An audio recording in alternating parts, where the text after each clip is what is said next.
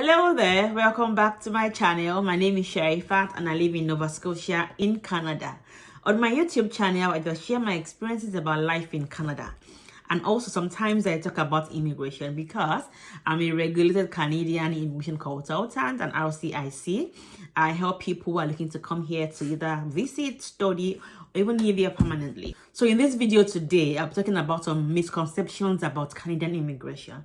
So before I start, let me thank you for clicking on this video. I hope you find it worthwhile. Thank you for my old subscribers who have subscribed to my channel. Thank you so much. I really do appreciate you guys.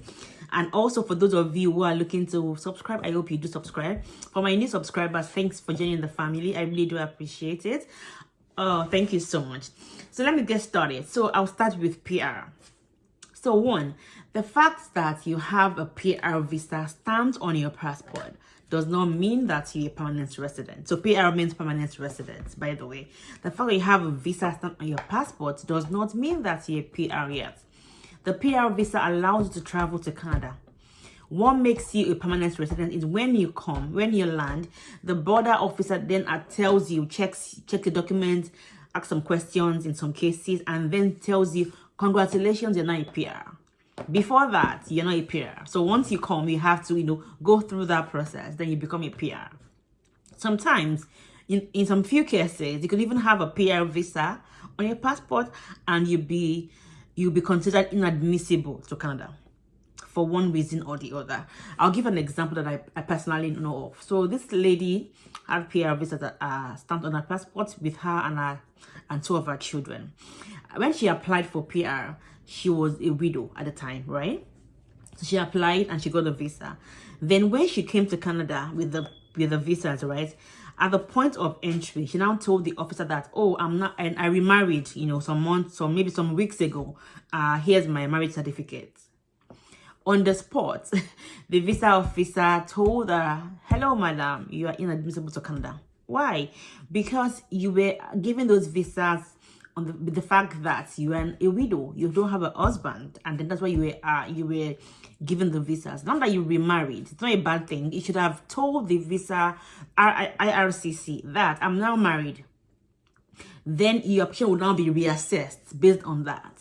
So once you get married, once you divorce, once you have a baby, even the death of a child, God forbid, all these things should be reported to our IRCC. So any change you have in your status should be reported before you come. So if you get your visa and then you come and say you are now unmarried, you'll be considered inadmissible because the fact that any changes you have on the application must be reported to IRCC. So unfortunately, this lady was not allowed to become a PR.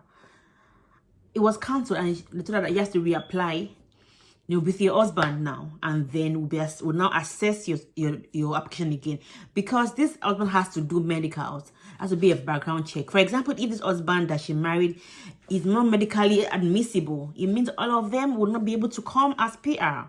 So every member of the family has something to do with the application in the long run, right? That's one for PR.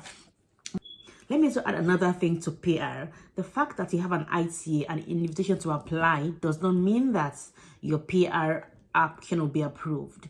There are a number of things they also look out for in your application. So for example, if the NOC you chose does not tally with what your work experience is, right? You may not be granted a PR visa. Or if the work reference you submitted was not able to be verified, maybe when they reached out to your employer, they claim that they're not aware of this reference you submitted, or they claim that the work you claim to have done, have gotten the ITA, is not what you have done in your work experience in your home country, because the ITA is given upon what you submitted. So if they're not able to verify all the things you claim to have, they might not approve your application, right? In some cases, they might give you a chance to defend yourself or to prove it beyond a reasonable doubt that indeed you do meet these things you've claimed.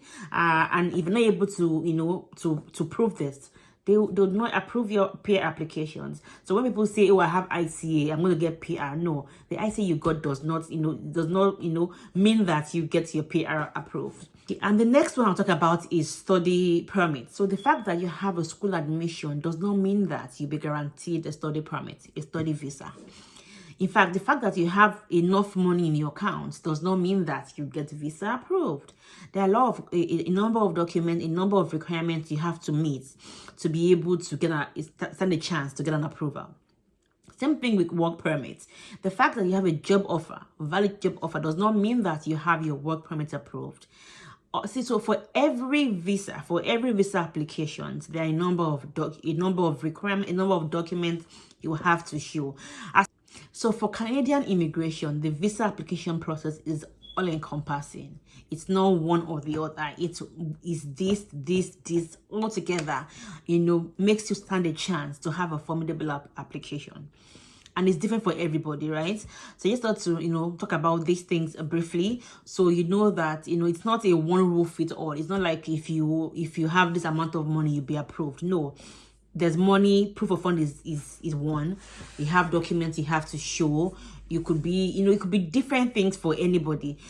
And I've come to the end of this video, a very short video. I just thought to chip this in to people, because I see a lot of people when they book my sessions have this, misconceptions about immigration, about Canada. They think that, oh, I have this amount of money in my account, did not approve my visa, or I had this document, did not approve my visa. I will say it's not just one thing. It's a combination of various factors, right? And the name of my business is Green Tulips Immigration Consulting Services. Our website is www.greentulips.ca. Our email address is info@greentulips.ca. And we're on Instagram as Green Tulips Immigration on Instagram. Likewise on Facebook, on Twitter, and on LinkedIn. I hope you connect with us today, and let us help you with your immigration needs to Canada. So yeah, I've come to the end of this video. I hope you enjoyed it. Thank you very much for watching. Please subscribe to my channel if you are yet to. Like, comment, and share my videos if you think that somebody else would benefit from them. Thank you, and have a great time. Bye.